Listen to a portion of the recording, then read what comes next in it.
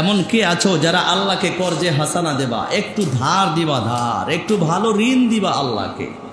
আল্লাহ আমাদের কাছে ঋণ চায়, কারণ আল্লাহর সম্পদের অভাব, তাই নাকি? হ্যাঁ, আল্লাহ কোরআনে বলছেন মানদা, এমন কে আছে তোমাদের ভেতরে আল্লাযী ইউকরিদুল্লাহ করদান হাসানা, যে আল্লাহকে একটু ভালো ঋণ দিবা। ভালো ঋণের ব্যাখ্যা হলো তুমি আল্লাহকে যেই ঋণটা দিবা সেই সম্পদটা তোমার উপার্জন হতে হবে হালাল খাত থেকে, বৈধ খাত থেকে। আল্লাহকে ভালো ঋণ দিবা কার? অন্যের সম্পদ জোর করে এনে মসজিদে দিলে এটা কি মসজিদে দেয়া হলো নাকি? নিজের কি হলো? কে তোমরা আল্লাহকে ভালো ঋণ দিবা? শুধু ঋণ বলেন নাই, বলছে ভালো ঋণ দিবা কে? ফায়ুদাইফাহু লাহু ওয়া লাহু আজরুন কারীম। যদি আল্লাহকে ভালো ঋণ দাও তাহলে তার জন্য দুইটা পুরস্কার আছে। কয়টা? এক, ফায়ুদাইফাহু লাহু, আল্লাহ পাক তাকে এই ঋণ দিলে পরে সে আল্লাহকে যেই কয় টাকা ঋণ দিবে তা হাজার হাজার কোটি কোটি গুণে বাড়িয়ে আল্লাহ দুনিয়ায়ও দিবেন, আখিরাতেও দিবেন। আল্লাহকে ঋণ দিলে আল্লাহ বাড়ায়া দিবেন, দুনিয়াও দিবেন, আখিরাতেও দিবেন। নবীজি বলছেন আল্লাহর কসম, মা নাকাসা মালুন মিন সাদাকাহ, আল্লাহর কসম দান করলে কারো সম্পদ কমে না। আমাদের বিশ্বাসে তো মজবুত না, সাহাবীদের বিশ্বাস বড় মজবুত। এই আয়াত নাজিল হলো আল্লাহর নবী সাল্লাল্লাহু আলাইহি ওয়াসাল্লামের উপরে। সাহাবীরা আয়াত শুনলেন, তখন আবু দাহদা নামক একজন সাহাবী নবীজির মাজলিসে উপস্থিত ছিলেন না। ওনার কানে এই আওয়াজ পৌঁছেছে। আওয়াজ পৌঁছার পরে উনি দ্রুত নবীজির রওজায় দরবারে ছুটে এসেছেন। আল্লাহর হাবিব, এই আয়াত কি আল্লাহ নাজিল করেছেন এবং আল্লাহ কি আমাদের কাছে ভালো ঋণ চায়? ঋণ চায় আল্লাহ। অনেক সময় কোটিপতিরও ঋণ লাগে। ভিখারির ঘরে 50,000 টাকা জমা, কিন্তু কোটিপতির 50,000 টাকা ঋণ লাগে, এমন হতে পারে না? কিন্তু আল্লাহর কি কোনো জায়গায় লাগে নাকি? কোনো জায়গায় লাগে না। আল্লাহ চায় কেন? আমাদের সাথে চায়, আল্লাহর সাথে না। হুজুর আল্লাহ কি আমাদের কাছে ভালো ঋণ চান? বলছে হ্যাঁ, ঋণ চাচ্ছে তো। বলছে আপনার হাতটা একটু আমার কাছে বাড়ায়া দেন। নবীজি হাত বাড়ায়া দিলেন। তিনি তার হাতের মধ্যে নিজের হাত রেখে বললেন, আল্লাহর হাবিব, এই মদিনার সবচেয়ে বড় খেজুরের বাগান, ওনার একটি বাগান, যেই বাগানটায় 600 খেজুর গাছ ছিল। সুবহানাল্লাহ। কত? 600। নারিকেল গাছ দান করতে পারি, কিন্তু কয়টা পারি? পুরো বাগান। যা মসজিদে একটা দিয়ে দিলাম না, তাল গাছে একটা দিয়ে দিলাম, মসজিদে খুঁটি দিতে হইবে, যা একটা রেন্ট্রি দিয়ে দিলাম, কিন্তু বাগানের সব পারি? চান না আল্লাহ, সব চান না, অল্প চায়। বলছে হুজুর আপনার হাতে হাত রেখে বললাম, আমার ওই বড় খেজুরের বাগান যেখানে 600 গাছ আছে, ওখানেই আমার বাড়ি ঘর, আমার বাচ্চা গাছ ছাড়িয়া ওই বাগানের মধ্যে থাকি, পুরো বাগান তার গাছ সহ আমি আল্লাহকে কর্জে হাসানা দিয়ে দিলাম। ঈমান বুঝলেন নাকি? আল্লাহর পথে জিহাদ, সম্পদ দিয়া সব দিয়া দিলাম। আল্লাহর হাবিব সাল্লাল্লাহু আলাইহি ওয়াসাল্লাম অবাক হয়ে গেলেন। উনি দ্রুত বাগানে ছুটে গেলেন। বাগানে গিয়ে দেখেন স্ত্রী বাচ্চারা বাগানের ভেতরে ঘোরাফেরা করছে, খেজুর খাচ্ছে। তিনি বললেন, এই সাহাবী বললেন, ও উম্মু দাহদা, দাহদার মা, তাড়াতাড়ি বাগান থেকে বের হও, আমি এই বাগানটা পুরোটা গাছপালা সহ আল্লাহকে কর্জে হাসানা দিয়ে দিয়েছি। স্ত্রী জবাব দিলেন কি জানেন? স্ত্রী বলছে, হা, তোমার ব্যবসাটা বড় লাভজনক হয়েছে। সুবহানাল্লাহ। তোমার ব্যবসা বড়। ঘরে নারীরা যখন বিলাসী হয় তখন পুরুষ অবৈধ ইনকাম করতে আর অবৈধভাবে চলতে বাধ্য হয়। বলছে তোমার ব্যবসা বড় লাভজনক হয়েছে আবু দাহদা। বাচ্চাদের মুখে খেজুর ছিল, গালের ভেতরে আঙ্গুল ঢোকায় খেজুর ফেলে দিয়েছে। এই খেজুর মুখে দেওয়া হয়েছে, আমি আল্লাহকে দেওয়ার পরে বাড়ি করে ফেলে দাও। হ্যাঁ, এমনটা করেছেন। তুজাহিদুনা ফি সাবিলিল্লাহি বিআমওয়ালিকুম ওয়া আনফুসিকুম, তোমরা আল্লাহর পথে জিহাদ করবে তোমাদের সম্পদ দিয়া, তোমাদের জীবন দিয়া। সাহাবায়ে কেরাম এজন্য খুব ভালো করে বুঝেছিলেন।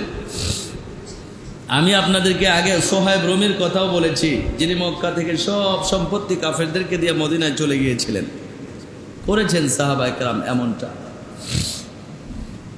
তো আল্লাহ এরপরে বলেছেন এই কাজটি করতে পারলে তোমাদের জন্য পুরস্কার হলো আখিরাতের পুরস্কার, দুনিয়ার পুরস্কার। কয়টা? আখিরাত পুরস্কার, দুনিয়াও পুরস্কার। আখিরাতে কি? ইয়াগফির লাকুম যুনুবাকুম, তোমাদের গুনাহগুলো আল্লাহ মাফ করে দিবেন। তুমি এত কিছু করলে, তোমার যা ছিল তো সবই আমাকে দিয়ে দিলে, তোমার আবার পাপ কি? আমি তোমারে মাফ করে দিয়েছি। এই জন্য নবীজি বলেছেন আফদালুল মাউতি তাহতা যিলালিস সুয়ুফ, তলোয়ারের নিচে যাদের মরণ হয়ে যায় এই মরণটা সবচেয়ে ভালো। ওমর ইবনুল খাত্তাব রাদিয়াল্লাহু তাআলা তাই দোয়া করতেন, আল্লাহুম্মা রযুকনি শাহাদাতান ফি সাবিলিক ওয়াজআল মাউতি ফি বালাদি রাসূলিক। আয় আল্লাহ, আমাকে আপনি শাহাদাতের মওত নসিব করেন। আমরা সবচেয়ে বেশি ভয় পাই শাহাদাতকে না, শহীদ হওয়াকে।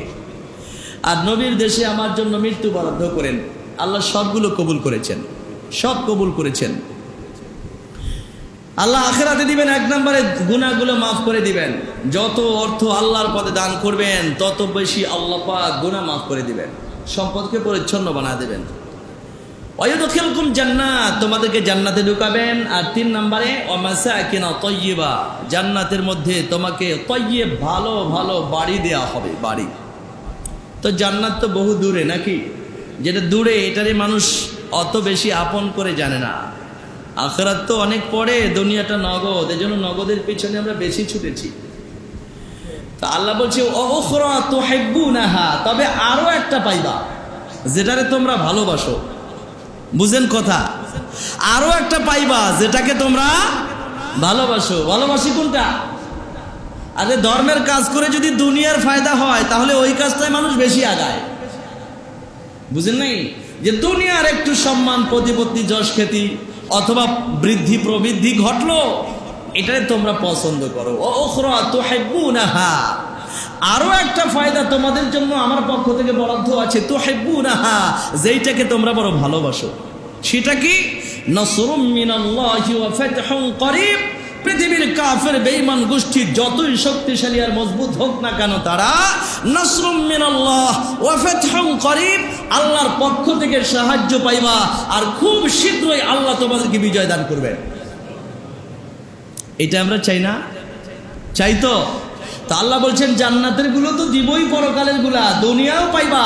তুমি যদি দ্বীনের পথে, ঈমান আর জিহাদের পথে মজবুত থাকতে পারো, নাসরুম মিনাল্লাহ, তাহলে আল্লাহর পক্ষ থেকে তোমাদেরকে সাহায্য করা হবে। ওয়ালাকাদ নাসারাকুমুল্লাহু বিবাদরি ওয়া আনতুম আদিল্লাহ, আল্লাহ বলছেন তোমরা বদরে বড় দুস্থ, অসহায়, দুর্বল ছিলে, আল্লাহ পাক তখন তোমাদেরকে বদরের ময়দানে সাহায্য করেছিলেন। সাহায্য করেন নাই আমাদেরকে? বিজয় হয়েছে, 1000-এর বিরুদ্ধে 313 জনের বিজয় হয়েছে না? সাহায্য করেছেন। আজকে আল্লাহর সেই ওয়াদা বাকি আছে না? ওয়াদা বাতিল আছে বাকি, কিন্তু সাহায্য আসে না কেন? ওই যে ঈমানও নাই আর জিহাদও নেই। ঈমান তো বুঝেই না, আর জিহাদ বললে বোঝে সন্ত্রাস। মুসলিম জাতির দশায় এমন হয়েছে, ঈমান কি তো বুঝেই না, আর জিহাদ বললে বুঝে কি? সন্ত্রাস। জিহাদ বলছে আতঙ্কের শব্দ, কি কয় মৌলবী? জিহাদ। তো জান্নাত জুটবে কেমনে আর দুনিয়ার বিজয় জুটবে কেমনে? মুসলিমদের যতদিন মজবুত ঈমান ছিল আর আল্লাহর পথে জীবন আর সম্পদ দিয়ে জিহাদ ছিল, ততদিন পর্যন্ত মুসলমানরা বেঁচেও ছিল, সম্পদশালীও ছিল। কারণ আল্লাহর পথে দান করলে কমে না বাড়ে। ওই জামানায় মুসলমানদের সম্পদ বেড়েও ছিল আর আল্লাহর সাহায্যও তারা পেয়েছিলেন। আর সাহায্যও নাই, ভিক্ষার ঝুলি আছে। আল্লাহ বলছেন নাসরুম মিনাল্লাহি ওয়া ফাতহুন করিব, আল্লাহর পক্ষ থেকে বিজয় পাইবা আর খুব নিকটবর্তী সময় বিজয় পাইবা আর আল্লাহর সাহায্য পাইবা, এটা তোমরা পাইবা। এবারে আল্লাহ পাক বলছেন ইয়া আইয়ুহাল্লাযীনা আমানু কুনু আনসারাল্লাহ, ও ইমানদাররা তোমরা আনসারুল্লাহ হয়ে যাও। আবার আনসারুল্লাহ বাংলা টিম বলছি না, কিন্তু কুনু আনসারাল্লাহ, তোমরা আল্লাহকে সাহায্যকারী হয়ে যাও। আল্লাহকে সাহায্যকারী হইবেন মানে কুনু আনসারা দীনিল্লাহ, তোমরা আল্লাহর দ্বীনকে সাহায্যকারী হয়ে যাও, আল্লাহর দ্বীনকে সাহায্য করো। কামা ক্বালা ঈসা ইবনে মারইয়াম লিল হাওয়ারিয়িন মান আনসারি ইলাল্লাহ, যেমন একটি জটিল সময় ঈসা আলাইহিস সালাম বলেছিলেন আমাকে আল্লাহর পথে, এই দাওয়াতে দ্বীনের পথে কে কে সাহায্য করবা বলো? ক্বালাল হাওয়ারিয়্যুনা নাহনু আনসারুল্লাহ। তখন স্বচ্ছ হৃদয়ের একদল মানুষ উঠে বললেন, নাহনু আনসারুল্লাহ, আমরা আল্লাহর দ্বীনকে সাহায্য করতে রাজি আছি। হাওয়ারি শব্দের মাঝে মাঝে আপনারা ব্যাখ্যা শুনেছেন যে ধোপা। হাওয়ারি ধোপাকেও বলা হয়, কারণ ধোপা কাপড় কাছে এরপরে এটাকে স্বচ্ছ পরিষ্কার বানায়, ময়লা থাকে না। হাওয়ারি শব্দের দ্বিতীয় অর্থ হচ্ছে নিরেট, খাঁটি, যেখানে কোনো ভেজাল থাকে না। তো এই মানুষগুলো একেবারে স্বচ্ছ দিলের মানুষ ছিলেন। তারা দাঁড়ায় বলছিলেন, আমরা আল্লাহর দ্বীনকে সাহায্য করব। আল্লাহ বলছেন, ও ঈমানদাররা, এই জামানার যারা আছো তোমরাও আল্লাহর দ্বীনকে সাহায্যকারী হয়ে যাও, আল্লাহর দ্বীনকে সাহায্য করো। যেমন ঈসা আলাইহিস সালাম বলেছিলেন, আর একদল মানুষ দাঁড়িয়ে বলছিলেন, নাহনু আনসারুল্লাহ। আল্লাহ বলছেন, ফাআইয়াদনাল্লাযীনা আমানু আলা আদুওয়িহিম ফাআসবাহু যাহিরিন, আমি ঈমানদারদেরকে সাহায্য করেছিলাম, অতঃপর তারা বিজয়ী হয়েছিল। তো আমাদের সবচেয়ে বড় ব্যবসা হলো আখিরাতের ব্যবসা। কোন ব্যবসা? ব্যবসা করতে হলে 4টা জিনিস ব্যয় করবেন। 1 নম্বরে দুনিয়ার জীবন আর সম্পদ, এটা হলো পুঁজি, এটা ব্যয় করবেন। 2 নম্বরে সময় দিবেন, 3 নম্বরে শ্রম দিবেন, 4 নম্বরে মেধা। এই 4টা যদি আল্লাহর দ্বীনের পথে চলে তাহলে বুঝবেন যে হ্যাঁ, আমি একজন খাঁটি ঈমানদার। আমি আমার ব্যবসার প্রতি যতটা মেধা দেই, আল্লাহর দ্বীনের প্রতি তার চেয়ে বেশি মেধা দেই। আমি একজন ব্যবসায়ী, তার চেয়েও বড় আমি একজন মুমিন। বলেন তো ভাই, ব্যবসায়ী বড় পরিচিতি না মুমিন বড় পরিচিতি? আপনি আপনার ব্যবসার পিছনে যতটুকু মেধা দিবেন, তার চেয়ে দ্বীনের পিছনে বেশি মেধা দিবেন। এটা হলো আখিরাতের ব্যবসা। কারণ আপনার ব্যবসা কালকে হাতছাড়া হয়ে যাবে, আর আখিরাতের ব্যবসা আপনি হাতে পাবেন।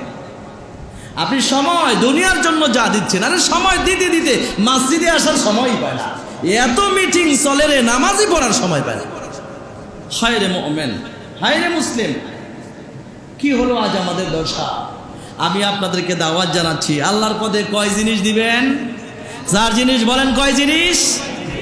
1 নম্বরে আল্লাহর পথে দিতে হবে পুঁজি। পুঁজি কি দিতে হবে?